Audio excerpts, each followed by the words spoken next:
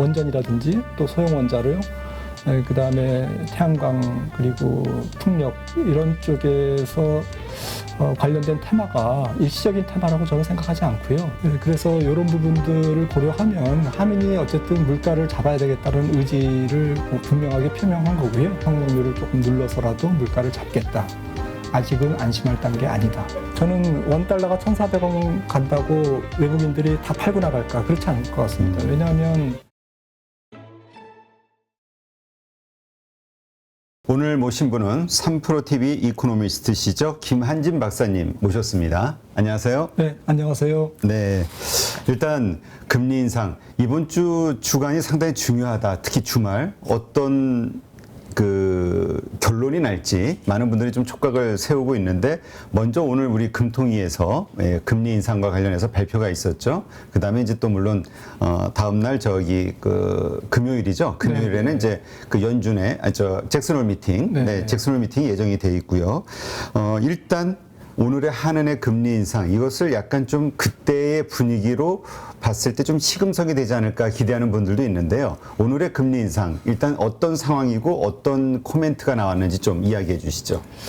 네, 한국은행이 어쨌든 4, 5월 또 7월, 8월 보기 드물게 연속 금통위 때마다 한 번도 안 거르고 4회 연속 금리를 올렸습니다. 네. 네, 지난번 회의에서는 뭐 빅스텝 50bp를 올렸지만 이번에는 이제 베이비 스텝 예상대로 올렸고요.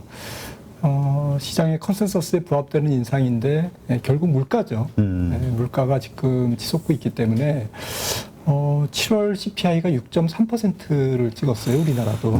근데 제가 조금 가중치를 조정해서 미국 기준으로 만약에 계산을 하면 훨씬 높을 것 같아요. 미국보다?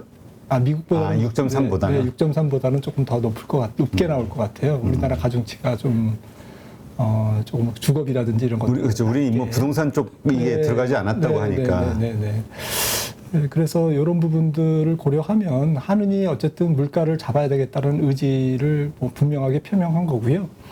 아울러서 이제 경제 전망을 내놨는데 2.7에서 2.6%로 살짝 하향 조정했으니까 한은도 잘 모르겠다? 아니면, 아직은 좀 본격적으로 잘 이렇게 좀 지켜보겠다. 그런 의미인 것 같고요. 앞서서 IMF는 7월 달에 한국 경제 성장률을 2.7에서 2.3%로 낮췄거든요. 네, 그러니까 제 생각에는 2%대 초반 나오지 않을까. 오늘 한국은행이 제시한 2.6%보다는 조금 낮게 나오는 것으로 시장은 좀 관측하고 있고요. 네. 물가는 어쨌든 기존에는 올해 물가를 조금 4.8% 이렇게 봤었는데 5.2%로 올렸습니다. 네, 그러니까 성장률은 낮추고 물가는 좀 올리고 전망을. 사실 올해가 몇 달 안 남았는데 한은이 금리를 올리는 배경을 이제 간접적으로 표명한 거죠. 성장률을 잡아서라도 성장률을 조금 눌러서라도 물가를 잡겠다. 아직은 안심할 단계 아니다. 지난번 한은 총재께서도 그랬고 이번에도 어쨌든 9월, 10월 정도에는 물가가 낮아질 것 같다. 이렇게 이제 얘기를 하고 있는데요. 근데 9월, 10월 물가는 우리가 받아보는 것은 10월, 11월입니다. 그렇죠. 그래서 지금 두 번의 정책 회의가 이제 남았는데, 금통위가 남았는데, 어쨌든 11월이 이제 마지막이거든요. 11월은 어떨지 모르겠지만, 10월 금통위에서는 어쨌든 25bp를 한 번 더 올릴 가능성.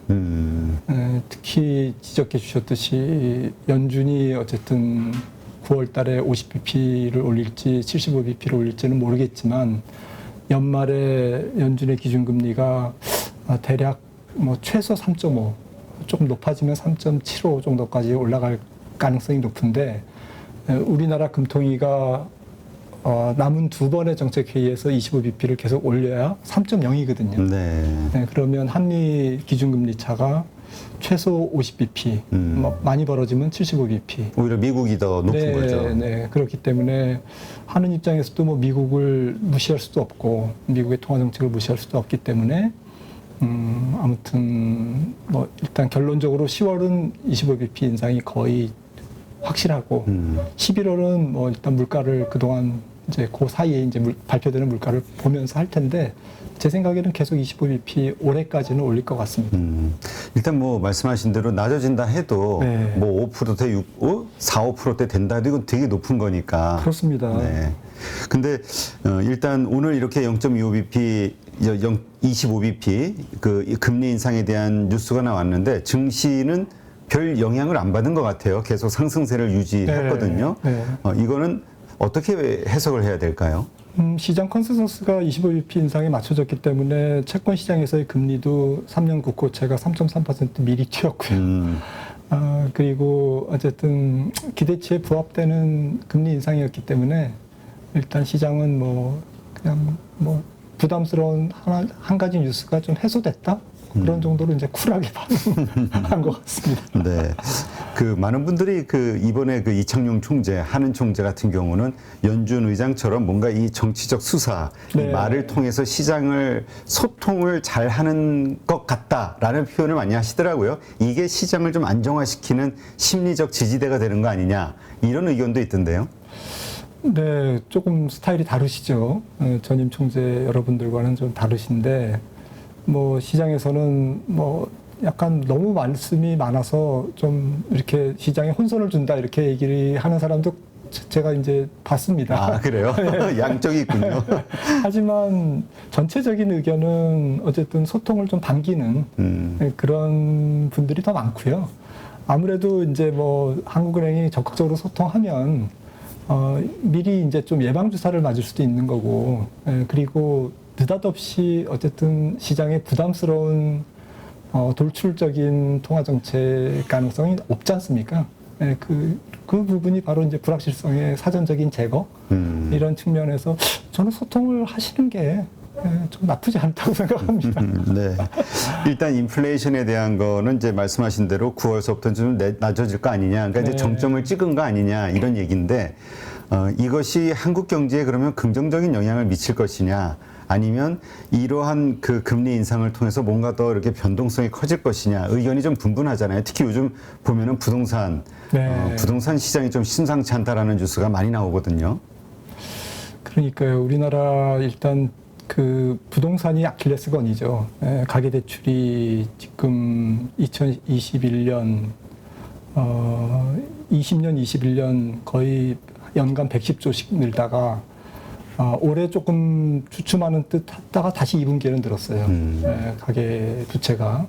그래서 아시다시피 GDP의 100%를 넘었고 가처분 소득의 180%를 육박하고 있는데, 특히 이제 대출 구조가 좋지 않지 않습니까? 네. 우리나라는 이제 고정금리부 대출이 낮고 변동금리부가 이제 절반 이상이고, 그리고 원금을 같이 갚지 않는 그런 대출도 55%나 되거든요. 이러다 보니까 이제 특히 취약계층에서 지금 신용 약간 그 뻐걱거림 현상, 뭐 경색이라고 하는데 그런 현상이 나타나고 있고, 제2금융권 대출이 좀 급증하고 있거든요. 네.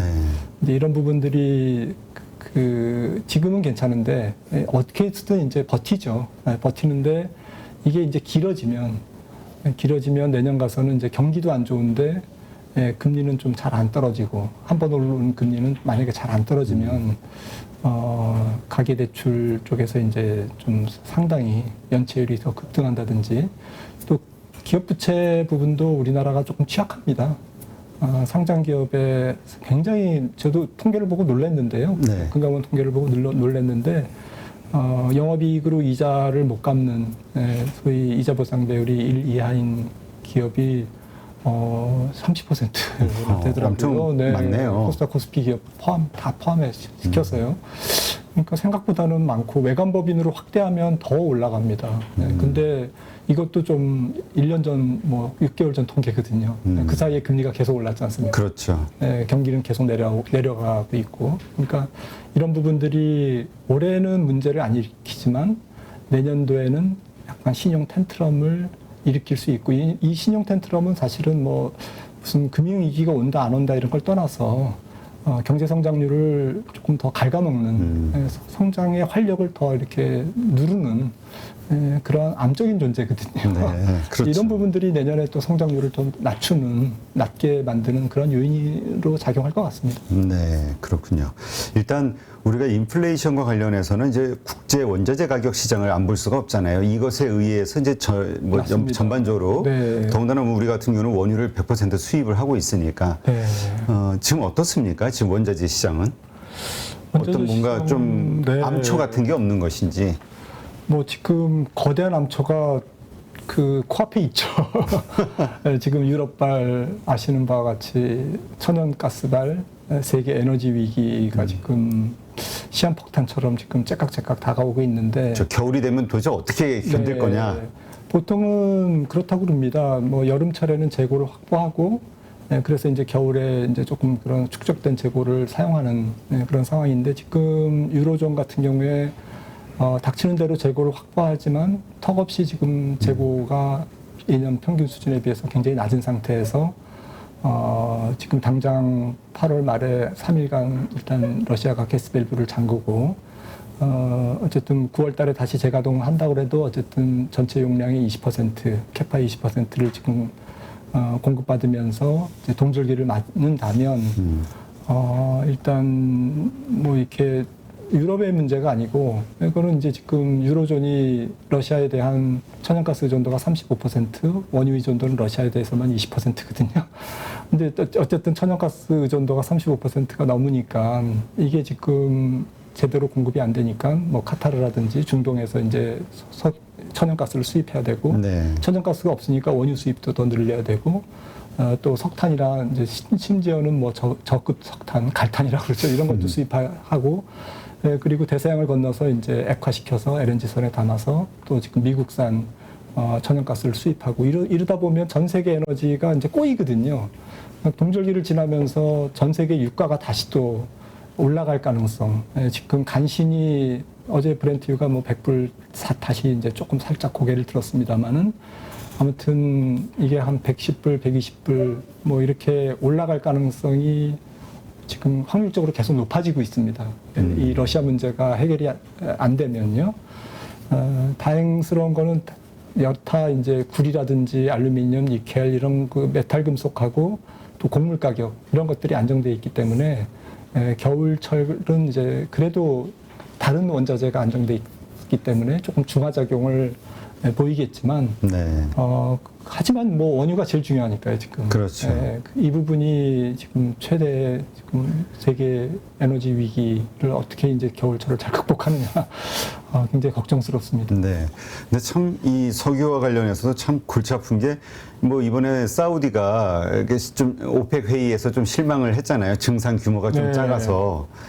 그래서 이제 미국이 자기네가 이제 내년서부터 크게 증산을 하겠다 발표를 했더니 이제는 또 사우디 쪽에서 우리는 그럼 감산하겠다 네. 이러면서 이제 지금 원유 가격이 다시 오르는 거 아니냐. 네. 그러니까 결국은 모두가 증산을 해줘야 되는데 이게 패권이 이게 서로 국가의 이익이 얽히면서 이게 어렵지 않냐 이런 의견들이 많아요. 맞습니다. 그리고 뭐 말씀하셨듯이 사우디하고 미국이 이제 사이가 별로 안 좋고 그런 상태에서 중국하고 러시아, 사우디 이런 중동 국가들이 약간 동업자 관계를 지금 그 강화하고 있지 않습니까? 네. 이러다 보니까 에너지의 패권 뭐 이런 부분에서 상당히 그 묘하게 국제 정치학적으로 움직이고 있지 않습니까? 그러니까 이란 핵 협상이 되면 뭐 사우디가 감산하겠다. 그러니까 어쨌든 카운터 액션을 계속 보내는 거죠. 그래서 유가가 어쨌든 90달러, 100달러 이 사이에서 오래 머물도록 중동 국가들은 여러 가지 이제 술책을 펼 거고 러시아는 그 사이에서 이제 조금 뭐 돌아서서 지금 웃고 있고 이제 이런 상태에서 천연가스를 무기로 어쨌든 동절기에 러시아가 유럽에서 어떤 상당한 어쨌든 전리품을 얻어내려고 하는 이제 그런 속셈이 이제 만천하에 지금 드러나고 있지 않습니까? 그렇죠. 이런 상태에서 이게 좀 상당히 많이 꼬여 있다. 에너지가 좀 에너지를 둘러싼 국제정치학 질서가 굉장히 많이 꼬여 있고 쉽게 해결되기 어려울 것 같다. 이런 부분들이 사실은 또 탄소 제로라든지 뭐 이런 신재생 에너지 쪽에 어쨌든 이런 것들을 이제 그 온실가스 절감 이런 정책과 이제 맞물려 가지고 이런 화석 원료에 대한 투자 혹은 정유 회사들의 증설 뭐 캐파 투자 이런 것들이 굉장히 소극적이지 않습니까? 그렇죠. 네, 이런 것들과 맞물려 가지고 좀 복잡한 것 같습니다. 네, 그래서 일각에서는 에너지 전문가들은 내년도에 유가가 수요 감소에도 불구하고 크게 떨어지기는 어렵다. 물론 일부 IB들은 뭐 60불 배럴당 60불도 지금 바라보고 있지만 내년 상반기 되면 하지만 전체적인 의견들은 이런 말씀 나눈 이런 어떤 어려운 뭐 이런 정치 외교적인 어떤 질서 때문에 쉽게 떨어지지 않을 거다라고 보는 분들도 많더라고요. 네. 지금 이러한 환경 때문인지 어쨌건 신재생 에너지에 대한 뭐 수요, 그 다음에 기대감 이런 것들이 막 폭발적으로 커지는 상황이잖아요. 뭐 주가도 거기에 화답해가지고 네. 상당히 많이 오르고 있고요. 태양광, 뭐 풍력, 뭐 원전. 근데 이러한 것들이 정말로 펀더멘탈이 같이 따라주는 어떤 그 상승 이런 것으로 봐야 될지 아니면 정말 기대감만 있는 어떤 그 테마 이런 성격으로 규정을 해야 될지 헷갈리시는 분들이 참 많은 것 같아요. 에너지와 관련된 네. 어떤 테마. 그렇죠. 신재생 에너지. 거죠. 네. 네. 근데 제 생각에는 뭐 잘은 모르겠습니다만은 어차피 지금 그 이번 사태를 계기로 전 세계가 어쨌든 그 온실가스 절감 쪽에 굉장히 가속도를 낼 가능성이 더 높아진 것 같아요. 지금 뭐 유로존과 캐나다의 이제 수소 협력 이런 것들도 나오고 여러 가지 법률 제정비라든지 그다음에 서로 이제 전략적 제휴라든지 이런 것들이 굉장히 활발해지고 있지 않습니까? 최근에. 네. 어차피 이게 그 독일이 그 러시아에 대한 에너지 의존도가 굉장히 높아지면서 이번에 굉장히 크게 한 방 먹은 거지 않습니까? 이런 상태에서는 이렇게 될 바에는 어차피 지금 허리띠를 졸라매고 또다시 이런 그 에너지의 어쨌든 자원 무기화에 휘둘리지 않으려면 오히려 그 신재생 에너지 쪽으로 더 그냥 달려가는 게 전기차 보급도 더 앞당기고 그리고 풍력이나 태양광도 조금 더 적극적으로 투자해서 뭐 2030년, 50년에 뭐 탄소 제로를 온실가스 배출 제로를 아예 뭐 한 5년 앞당기는 그런 쪽으로 더 가속도가 붙는 계기가 되지 않을까 저는 생각을 하고 있고요.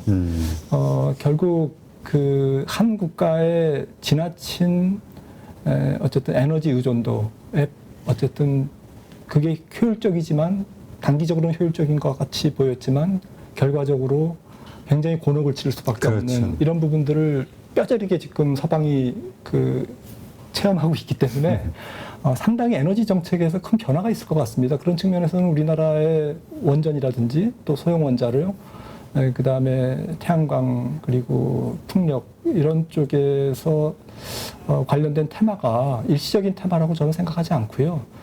굉장히 국가적으로도 육성을 할 거고 또 육성해야만 되고 그 기업들도 상당히 그 분발해서 이런 쪽에서 어쨌든 경쟁력을 확보하는 그런 정책들이 굉장히 많이 나올 것 같습니다. 그러니까 이제 예전에는 우리가 경제성이 과연 얼마나 있냐. 네. 근데 지금은 경제성의 문제가 아닌 거죠. 네, 생존의 문제가 된 거죠, 지금요. 네. 네.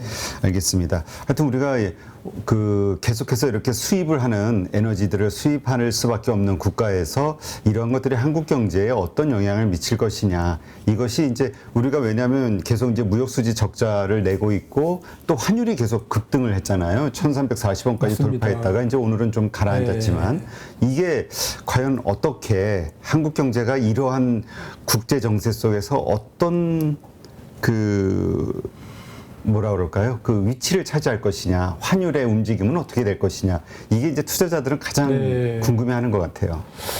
일단 뭐 나눠서 설명을 드리면 뭐 제 짧은 생각에는 환율 움직임은 한 번 더 원달러 상승이 그러니까 원화 가치 하락이 남은 것 같습니다. 지금 유로화를 달러로 바꾸려면 지금 0.99지 않습니까? 네. 996 뭐 이 정도인데 0.95까지는 떨어질 가능성이 있어 보이고요. 왜냐하면 지금 유럽 물가가 지금부터 내년 초까지는 안 잡힐 것 같아요. 잘 가스 가격 때문에. 왜냐하면 지금 유로존 천연가스 가격이 1년 전, 뭐 전쟁 이전에도 한 26유로 정도 됐던 걸로 기억을 하는데 지금 296유로 11배 올랐거든요.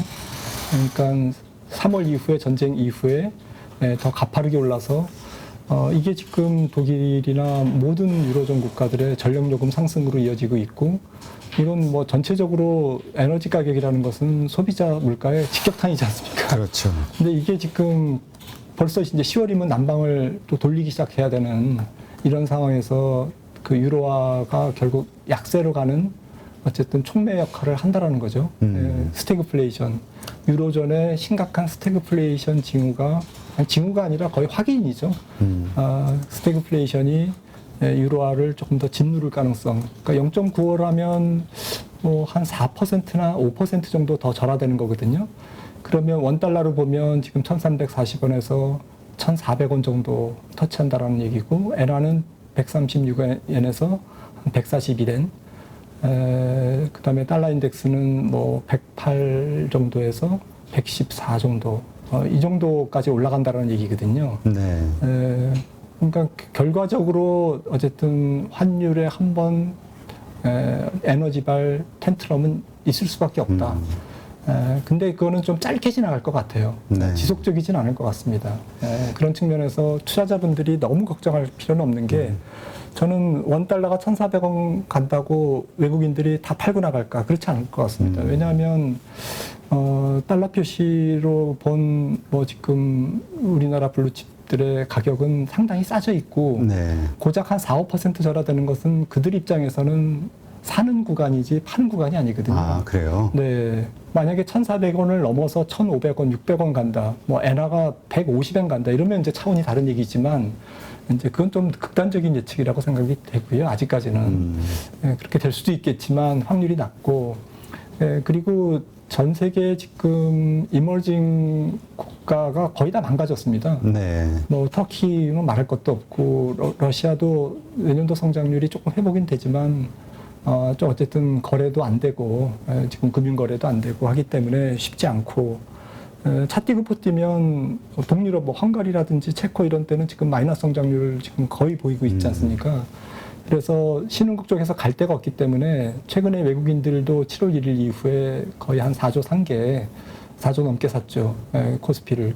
이런 게 결국에는 한국을 털고 나갈 데도 없고, 그리고 달러 표시 한국 주가는 조금 싸지고 있고, 그런 측면에서 1,400원을 살짝 넘기더라도 외국인들이 그렇게 굉장히 괴멸적으로 팔지는 않을 것 같아요, 한국 주식을. 그래서 원달러가 이렇게 더 치솟는데 왜 안 팔지?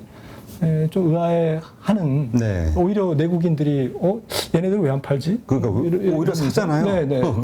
왜 사지 이 가격에? 네, 그 달러 표시로 굉장히 매력적인 거죠. 삼성전자 6만 원에 원달러 1,400원 근처면 괜찮은데? 아, 그거는 수출 기업으로서의 이익률이 그만큼 높아지는 걸 생각하면. 네, 그리고 이제 걔네들 입장에서 달러로 사니까. 아, 그렇죠. 가치가 우리가 낮아진 거니까, 한국 자산 가치가. 달러 코스피는 어쨌든 연초 대비 원 달러가 지금 12% 절하됐으니까, 14% 절하됐으니까 14% 그저 저절로 싸진 거죠. 그들 입장에서는 먹고 들어가는 거지 않습니까?